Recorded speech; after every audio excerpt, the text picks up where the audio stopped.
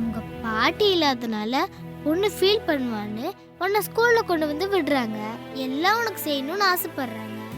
தப்பு இல்ல, தப்புன்னு சொல்ல முடியாது. ஏன் திடீர்னு நடிக்கணும்? நான் கேட்டேனா என்ன எனக்கு பாத்துக்க தெரியாதா? எனக்கு சுத்தமா பிடிக்கல. அதுவும் இவங்க என்ன ஸ்கூல்ல கொண்டு வந்து விடுறது என்ன இரிட்டேட் பண்ற மாதிரி இருக்கு. உனக்கு பிடிக்கலன்னா விடு, அவங்கள டிஸ்டர்ப் பண்ணாத. அவங்க பொண்ணுக்கு செய்ய ஆசைப்படுறாங்க. உனக்கு நான் என்ன சொன்னாலும் புரியவே மாட்டேங்குது. நான் நீ நல்லா இருக்கணும்னு ஆசைப்படுறேன். அது இவங்க இருக்கிற வரைக்கும் நடக்காது. என்னை தொல்லை பண்ணிக்கிட்டே தான் இருப்பாங்க. பாட்டி கூட தான் நான் சந்தோஷமா இருப்பேன்.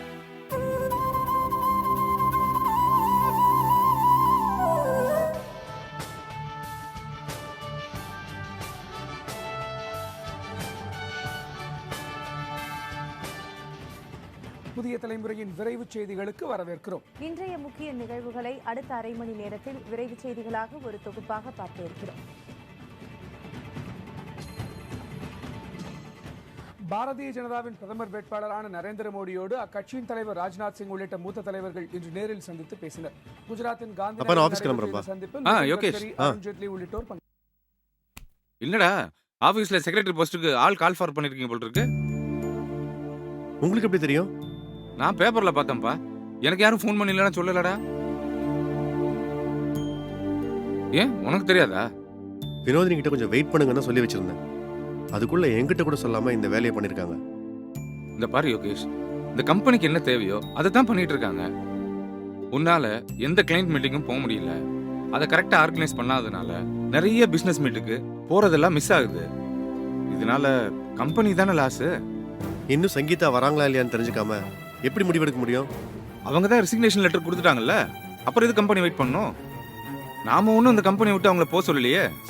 அப்பா, நீங்க தான் என்ன மெஷின் மாதிரி வேலை வாங்காத, எல்லாரையும் மனுஷங்களா பாரு, அன்போட பாரு, வேலை தானா நடக்கும்னு சொன்னீங்க. இப்ப நான் எல்லாரையும் ஃப்ரெண்ட்லியா பாக்குறேன், மனித தன்மையோட நடந்துக்கிறேன். இப்படி இருக்க எனக்கு பிடிச்சிருக்கு. அதனால்தான் சங்கீதா வேலையை விட்டு போனாலும் என்னால ஏத்துக்க முடியல. இதே நீங்க மாத்தாத பழைய யோகேஷ் இருந்தா எதை பத்தியும் கவலைப்படாம எல்லாத்தையும் தூக்கி போட்டு போயிட்டே இருப்பேன். எல்லாத்துக்கும் ஒரு லிமிட் இருக்கு யோகேஷ். இவ்வளவு நாளா இந்த போஸ்ட் வேக்கண்டா தானே இருந்தது, யாரையும் அப்பாயிண்ட் பண்ணலையே. இந்த பாரு யோகேஷ், ஒரு கட்டத்துல எல்லாத்துக்குமே ஒரு முடிவு எடுத்து தான் ஆகணும். இன்னொரு விஷயம் நீ நல்லா புரிஞ்சுக்கணும். கம்பெனிங்கிறது ஒரு இன்ஸ்டிடியூஷன். தனி ஆளுக்காக இயங்க கூடாது, இயங்கவும் முடியாது. எல்லாரோட கூட்டு முயற்சியில தான் கம்பெனி வளரும். நீ பணம் போட்டவன், பிசினஸ நீ கொண்டு வரணும். வினோதினி எல்லாரையும் வேலை வாங்குறவங்க. அவ சரியான நேரத்துல உனக்கு வேலையை முடிச்சு கொடுக்கணும். சங்கீதா உன்னோட நேரத்தையும் வேலையும் முடிவு பண்றவ. அவ கரெக்டா ஆர்கனைஸ் பண்ணி கொடுக்கணும். இதே மாதிரி ஒவ்வொருத்தரும் அவங்கவங்க வேலையை சரியா செய்யணும். அப்பதான் கம்பெனி வளரும். இதுல யாராவது ஒருத்தர் ஈகோ பார்க்க ஆரம்பிச்சா, நீயா நானான்னு போட்டி போட்டா நஷ்டம் கம்பெனிக்கு தான். அதனால சங்கீதா மேல கான்சன்ட்ரேட் பண்றதை விட்டுட்டு அந்த இடத்துக்கு வேற ஆளை பார்த்து அப்பாயின்ட் பண்ற வழியை பாரு. இந்த ப்ராப்ளத்தை இத்தோட முடி. என்ன வினோதினிய நான் வேணான்னு சொன்னப்ப இந்த முடிவு எடுத்திருக்க வேண்டியதானே அப்படின்னு யோசிக்கிறியா? சங்கீதாக்கும் வினோதினிக்கும் நிறைய வித்தியாசம் இருக்குடா. வினோதினி நமக்காகவும் நம்ம கம்பெனிக்காகவும் எதையும் எதிர்பார்க்காம உழைச்சவங்க. அவங்களுக்கு உழைச்ச பலன் போய் சேரணும் தான். சங்கீதா அப்படி இல்ல. நம்ம வளர்ந்து நிக்கிறப்ப ஜஸ்ட் வேலைக்காக வந்தவ, அவ்வளவுதான்.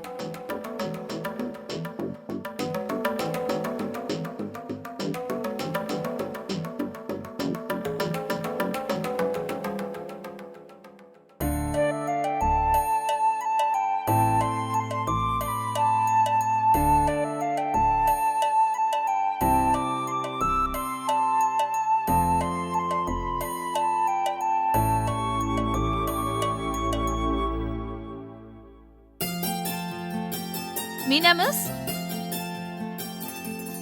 மீனா மிஸ். தீபா மிஸ், என்ன திடீர்னு வீட்டு பக்கம்லாம் வந்திருக்கீங்க?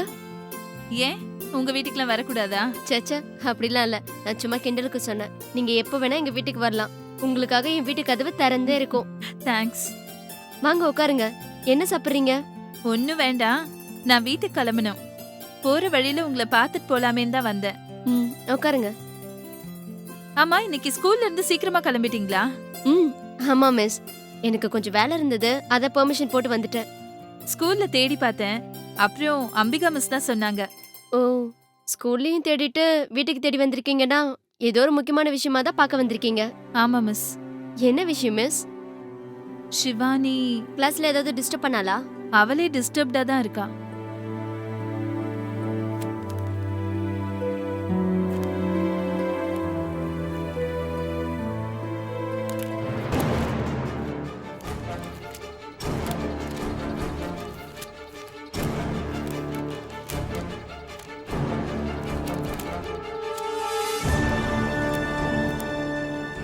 என்ன மிஸ், ஒண்ணுமே எழுதல?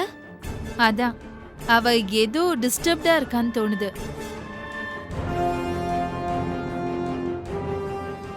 ஒரு பொண்ணு ஆன்சர் தப்பா எழுதுனா அவளுக்கு சரியா புரியலன்னு அர்த்தம். ஒண்ணுமே எழுதாம ஆன்சர் பேப்பரை கொடுத்தா அவளுக்கு படிக்கவே பிடிக்கலன்னு தானே அர்த்தம். ஷிவானி நல்லா படிக்கிற பொண்ணு தானே? அதனாலதான் நானே ஷாக் ஆகி உங்ககிட்ட பேசலான்னு வந்தேன். நல்லா படிச்சு கிளாஸ்லயே ஃபர்ஸ்ட் வர ஒரு பொண்ணு ஒண்ணுமே எழுதாம ஒரு பேப்பரை குடுக்கறானா அவளுக்கு வீட்ல ஏதோ பிரச்சனை இருக்குன்னு தோணுது. இந்த ஆன்சர் பேப்பரை அப்படியே மடிச்சு அவகிட்ட கொடுத்து அனுப்ப எனக்கு மனசு வரல. அதனாலதான் உங்களை பார்க்க வந்தேன். இப்ப என்ன பண்ணலாம்? நான் ஷிவானி கிட்ட பேசுறேன் மிஸ். அஃப்கோர்ஸ் பேசுங்க. அவளுக்கு பிடிச்ச மிஸ் நீங்க தான். நீங்க பேசினா என்னன்னு சொல்லுவா. ஆனா அவகிட்ட பேசுறத விட அவ பேரண்ட்ஸ் கிட்ட பேசுறது தான் நல்லதுன்னு தோணுது. ம் கண்டிப்பா மிஸ், அவங்க கிட்டயும் பேசுறேன். பேசுங்க, புரிய வைங்க. குழந்தையோட மனநிலை பாதிக்காம எதுவா இருந்தாலும் செய்ய சொல்லுங்க. நான் உங்களுக்கு சொல்ல வேண்டிய அவசியம் இல்ல. இருந்தாலும் ஷிவானி மாதிரி ஒரு பொண்ணோட படிப்பு கெட்டு போறத பார்த்துட்டு சும்மா இருக்க முடியல. அவ இந்த ஸ்கூலுக்கு வந்ததுல இருந்து நான் பார்த்துட்டு தான் இருக்கேன். வளர வளர அவளோட எண்ணங்களும் மாறிட்டே தான் இருக்கு. கவனம் அதிகமா செதறுது. இதுக்கு காரணம் பெத்தவங்களை தாண்டி வேற யாரும் இருக்க முடியாது.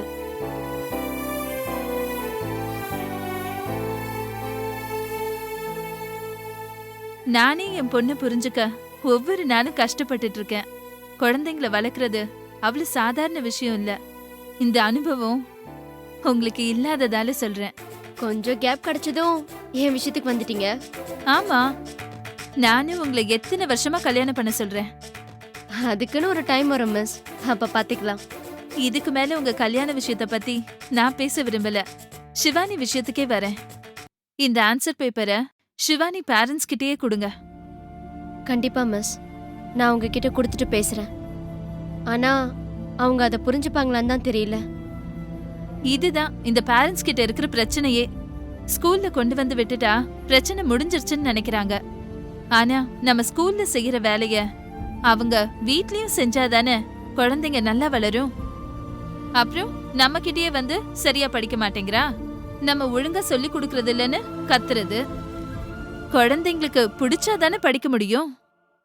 அதுக்கு அடிச்சு மிரட்டியா படிக்க வைக்க முடியும்?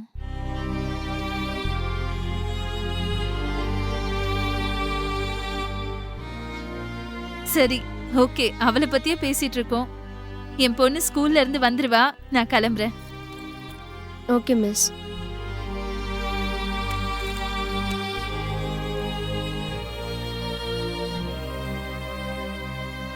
மிஸ் மிஸ், இந்த பேப்பரை பத்தி ஷிவானி கிட்ட ஏதாவது பேசுனீங்களா? ஃபர்ஸ்ட் கேட்கலாம் தான் யோசிச்சேன். அப்புறம் கேட்கல. நாம கேட்டு அவ இன்னும் டிஸ்டர்ப் ஆக கூடாதுன்னு தான் விட்டுட்டேன். Thanks miss. நமக்கும் டீச்சருங்கிற ஒரு பொறுப்பு இருக்குல்ல. நம்ம கிளாஸ்ல படிச்ச பசங்க மக்காயி ஃபியூச்சர்ல உருப்பிடாம போனா அதுக்கு நாமளும் ஒரு காரணம் தானே.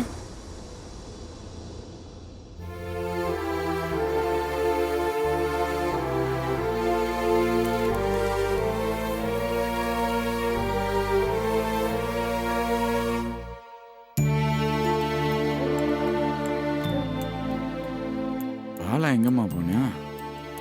உங்களுக்கு ட்ரெஸ் எடுக்கிறதுக்கு வீட்டுக்கு போயிருக்காங்க.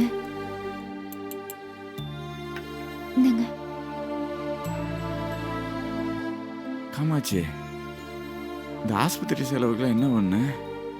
அத பத்தி இப்போ ஒன்றும் பேச வேண்டாம். வீட்டுக்கு போயிட்டு எல்லாம் பேசிக்கலாம். எப்ப பேசினாலும் கடனை தானே வாங்கி வச்சிருக்க போற. சும்மா சொல்லு, தெரிஞ்சுக்கிறேன். எந்த கடனும் வாங்கலங்க. அப்புறம் எப்படி இந்த ஆஸ்பத்திரி வச்சு வைத்தியம் பார்த்த? நான் சொல்றேங்க. இப்பவே என்ன அவசரம்? என்ன பெருமாள், அதுக்குள்ள பேசுற சத்தம் வெளியில கேக்குற அளவுக்கு பேச ஆரம்பிச்சிட்டீங்க. கொஞ்ச நாளைக்கு நான் சொன்ன மாதிரி நடந்துக்கோங்க. அதுக்கப்புறம் பழையபடி இருக்கலாம். சரிங்க. ஃபுட் எல்லாம் நான் சொன்ன மாதிரி மெயின்டைன் பண்ணிக்கோங்க. ஆயில் அதிகம் சேர்க்காதீங்க. மெடிசின்ஸ் எல்லாம் கரெக்டா ஃபாலோ பண்ணுங்க. நீங்க இன்னைக்கு வீட்டுக்கு போலாம். ஆனா வாரத்துக்கு ஒரு முறை இங்க வந்து செக் பண்ணிக்கணும். ரொம்ப தேங்க்ஸ் டாக்டர். எனக்கு எதுக்குங்க தேங்க்ஸ் சொல்றீங்க? எல்லாம் சேர்த்து உங்க வைஃப்க்கு சொல்லுங்க. அவங்க தான் கஷ்டப்பட்டு உங்க உயிரை காப்பாத்திருக்காங்க. நான் என் கடமையை தாங்க செஞ்சிருக்கேன், அவ்வளவுதான்.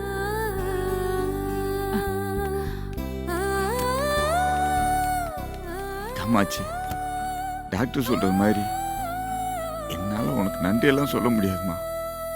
அது உன்னைய கேவலப்படுத்துற மாதிரி ஆயிரும். நீ எனக்காக உன் வாழ்க்கையே கொடுத்துருக்க. இதெல்லாம் சாதாரணமா? ஆனா நான் உனக்கு எதுவுமே செய்யலம்மா. என்னங்க இப்படி பேசுறீங்க? நீங்க தாங்க எனக்கு எல்லாமே. இந்த வாழ்க்கை நீங்க எனக்கு போட்ட பிச்சை. என்னால உங்களுக்கு சேவை செய்யறதை விட வேற எதுவும் செய்ய முடியாதுங்க. ஒரு மனுஷன் படுத்த படுக்கையா இருக்கும்போதுதான் மற்றவங்களோட அருமை புரியும் சொல்லுவாங்க. நான் எந்த சந்தர்ப்பத்துல தான் உன்னை முழுசா புரிஞ்சுக்கிட்டேன். இனிமே உன்னைய எந்த சந்தர்ப்பத்திலையும் திட்டக்கூடாதுன்னு முடிவு பண்ணியிருக்கேம்மா. நீங்க திட்டலனா என்னால எப்படிங்க உங்க கூட வாழ முடியும்? சரி, உன்னை திட்டிக்கிட்டே இருக்கேன். ஆமா, எப்படி நீ பணம் கட்டணும்னு விஷயத்த சொல்லு. நான் சொல்லுவேன். கோவப்படக்கூடாது, சண்டை போடக்கூடாது, மனசுல எதையும் வச்சுக்க கூடாது. ஏண்டி இவ்வளவு பில்டப் கொடுக்குற? நீ சொல்றத பார்த்தா எனக்கு நெஞ்சு வலி வந்துடும் போல் இருக்க. அது வந்துங்க, அது வந்து ஏண்டி இப்படி இழுக்கிற? உங்களுக்கு ஆஞ்சியோ பண்ணணும்.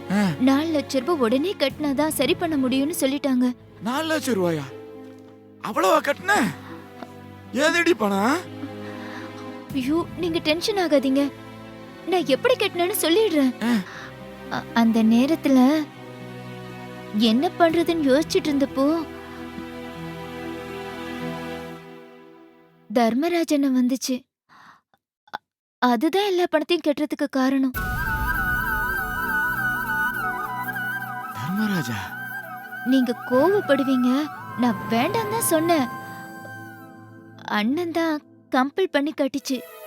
நான் கடனா தான் வாங்குறேன், திரும்ப கொடுத்துருவேன்னு சொல்லிட்டேன். ஏண்டி மறுபடியும் தப்பு பண்ற? நான் யார் மேலேயும் கோவப்படுற மனநிலைமையிலே இல்ல. நான் கோவப்பட்ட இழந்ததெல்லாம் போதும். இனிமேல் எல்லாரும் வேணும். அந்த பைய பணத்தெல்லாம் கட்ட தெரிஞ்சிருக்கு. என்னை வந்து பார்க்கணும்னு அவனுக்கு தோணுச்சா? நீங்க கோவப்படுவீங்க, உங்க உடம்புக்கு எதுவும் ஆயிடக்கூடாதுன்னு தான் வர வேண்டாம்னு சொன்னேன். அவனுக்கு போன் பண்ணி உடனே வர சொல்லு. எதுக்கு மச்சான் ஃபோன்லாம் பண்ணி ₹1 வேஸ்ட் பண்றீங்க? நீங்க வாடான்னா நான் வந்துட்டு போறேன்.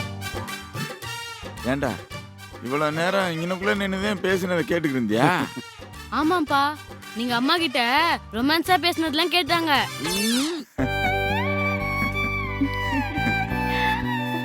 ஆனா மச்சான், நீங்க ரொமான்ஸ கூட கடுப்பா தான் சொல்றீங்க.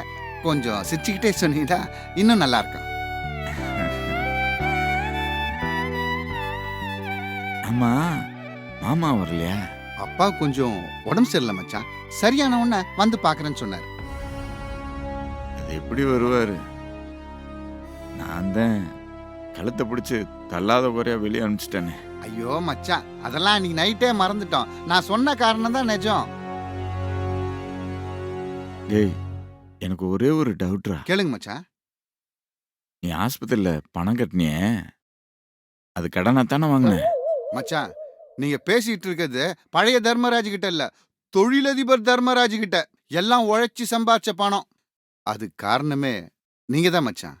உழைப்புனா என்னன்னு உங்ககிட்ட இருந்து தான் கத்துக்கிட்டேன்.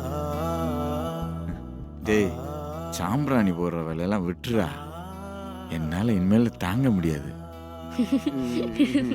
ஓகே, மச்சான் என்ன சொல்றாரோ அதை அப்படியே செஞ்சுட்டு போயிடுறேன் மாப்ள.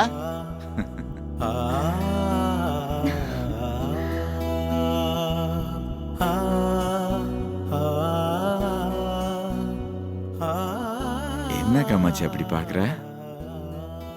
நீங்க சந்தோஷமா இருக்கிறத பார்க்கணும் தானே நான் அவ்வளவு அழுதேன். இப்ப அதை பார்த்து ரசிக்கிறேன். உங்க அண்ணன் வந்துட்டான்ல, இனிமேல் நான் சந்தோஷமா தான் இருப்பேன். அவன் நான் சொல்றத நம்புறானோ இல்லையோ, நெஞ்சு வலி வந்தப்ப வாழ்க்கை ரொம்ப சின்னதா தோணுச்சுமா. இதுக்குள்ள ஏன்டா இவ்வளவு பேரை கஷ்டப்படுத்துறோமேன்னு ரொம்ப வருத்தப்பட்டேன் மனசுக்குள்ள. அப்ப தர்மராஜன் உங்க அப்பா வந்துட்டு போனாங்க.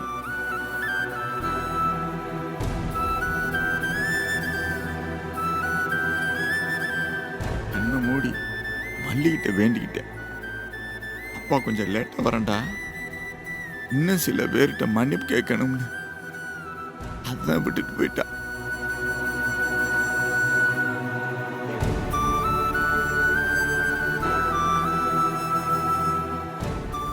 நான் பார் சந்தோஷமான நேரத்தில் சென்டிமேட்டா பேசி உங்களெல்லாம் கஷ்டப்படுத்துறேன். இல்லங்க, நான் நீங்க சொன்னதுக்கு வருத்தப்படல. நம்ம சந்தோஷமா இருக்கிறப்ப மல்லியும் நம்ம கூட இருந்தா நல்லா இருக்கும்ல. அவ மட்டும்தான் நம்ம கூட இல்ல. எனக்கும் பார்க்கணும்னு தோணுச்சு. நாம கொடுத்து வச்சது அவ்வளவுதான். இப்ப எதுக்கு நீங்க 2 பேரும் ஃபீல் பண்றீங்க? மல்லியை தானே பார்க்கணும், பார்த்துட்டா போச்சு. சிவானிய மல்லி ட்ரெஸ் போட்டு வர சொன்னா புரிஞ்சு போச்சு. அவங்க வீட்ல விடுவாங்களாடா? அம்மா, சிவானி மல்லியா அப்பாவை வந்து பாப்பா. விடுங்க, நான் பாத்துக்கிறேன். மாப்ள, சிவானியோ திருவானியோ அதை கூட்டின்னு வந்து காட்டு, மச்சான் சந்தோஷப்படணும். ஜூஸ் குடிங்க.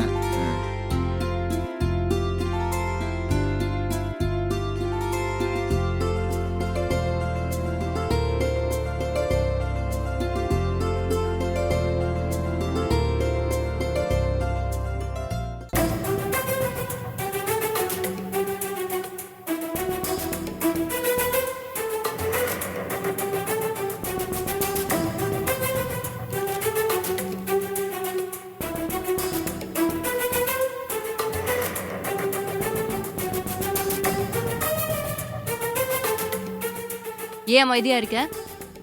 ஏதாவது ரீசன் சொல்லு. எக்ஸாம்க்கு ஒழுங்கா படிக்கலையா?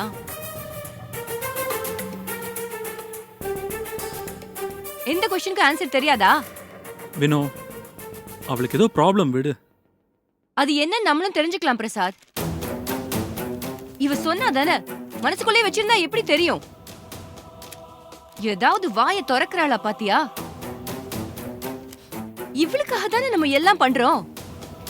இவ வாயை திறந்து இதுதான் பிரச்சனைன்னு சொல்லணும்ல. அவளுக்கு அந்த சப்ஜெக்ட் ஏதாவது புரியாம போயிருக்கலாம். இவ அப்படிப்பட்ட பொண்ணு கிடையாது பிரசாத். நல்லா படிப்பா. ஒரு விஷயத்தை லைட்டா சொன்னாலே உடனே புரிஞ்சுப்பா. இவ புரியாம எழுதாம இருக்கிறதுக்கு சான்ஸே இல்ல. இவ மிஸ்ஸே ஆச்சரியப்படுறாங்க. சிவானி ஏன் இப்படி நடந்துக்கிறான்னு என்கிட்டயே கேக்குறாங்க. என்னால அவங்க கிட்ட எந்த பதிலும் சொல்ல முடியல. சொல்ல போனா அவங்க என்கிட்ட கேள்வி கேட்கும்போது நான் அவமானமா ஃபீல் பண்ணேன். நல்ல வேளை கிளாஸ்ல எல்லார் முன்னாடியும் இவகிட்ட பேப்பரை கொடுக்கல. கொடுத்திருந்தா எல்லா பசங்களும் இவளை பத்தி என்ன நினைச்சிருப்பாங்க? நல்லா பிடிக்கிற பொண்ணு திடீர்னு இப்படி இருந்தா என்னால ஏத்துக்கவே முடியல. எனக்கு இவ மார்க் எடுக்கல, நல்லா படிக்கலங்கிறது இப்ப பிரச்சனை இல்ல. இவ ஏன் வெறும் பேப்பரை மடிச்சு கொடுத்துட்டு வந்தான்னு எனக்கு புரியல பிரசாத். சரி, இனிமேல் அவ அந்த மாதிரி பண்ண மாட்டா, விடு. இனிமே இவ இதே மாதிரி நடந்துக்காம இருக்கணும்னா என்னன்னு தெரிஞ்சுக்கிட்டு தானே சரி பண்ண முடியும். நான் இவள முழுசா புரிஞ்சுக்கணும்னு ஆசைப்படுறேன். எனக்கு எதுவுமே முக்கியம் இல்லைன்னு தூக்கி போட்டதுக்கு காரணம் என்ன? இவளோட லைஃப் ஃபியூச்சர்ல என்னாலதான் இவ சரியில்லாம இருக்கான்னு யாராவது சொன்னா என்னால தாங்க முடியாது.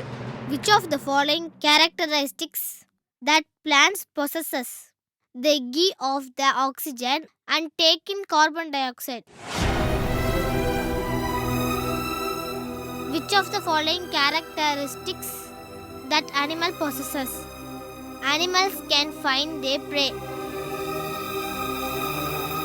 In the life cycle of the plant, the first step is the germination of seeds. During the second step, the plant grows. What occurs in the third step of life cycle of a plant? The plant start to give out flowers. இதே மாதிரி எல்லா क्वेश्चनயும் தெரியும், ஆன்சரும் தெரியும். ஆனா எழுதல.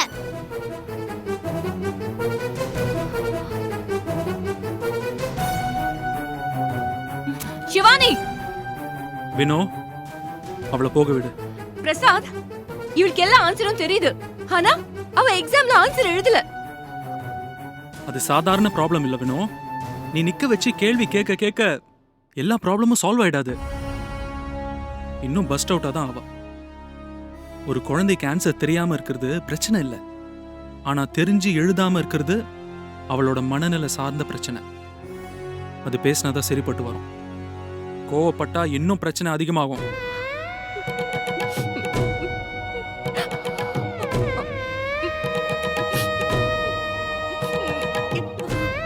வினோ, அழாத. நீ அவளுக்காக மாறணும்னு நினைக்கிறது சந்தோஷம்தான். ஆனா அவளோட மனநிலையை புரிஞ்சு மாறு. ஒரு குழந்தைக்கும் 1000 பிரச்சனைகள் இருக்கும். அது முதல்ல என்னன்னு கேட்கணும். வீட்டில் பேரண்ட்ஸ் ஒரு டீச்சராக இருக்கணும். நான் எந்த அர்த்தத்தில் சொல்கிறேன்னா, கண்டிக்கிறது இல்லை. அவள் 1000 கேள்விகள் கேட்பா. ஆனால் அதுக்கெல்லாம் பொறுமையாக பதில் சொல்லணும். அப்புறம் அவள் மனசு நோகாமல் அவளுக்கே தெரியாமல் 10 கேள்விகள் கேட்கணும். நீ கேட்குற அந்த கேள்விகள் தான் டே டு டே லைஃப்பில் அவள் அனுபவிக்கிற பிரச்சனைகளில் ஃப்ரீயாக உங்ககிட்ட சொல்ல வைக்கும். அதுவும் பொம்பளை பிள்ளைகளுக்கு அதிகமாக கவனம் செலுத்தணும்.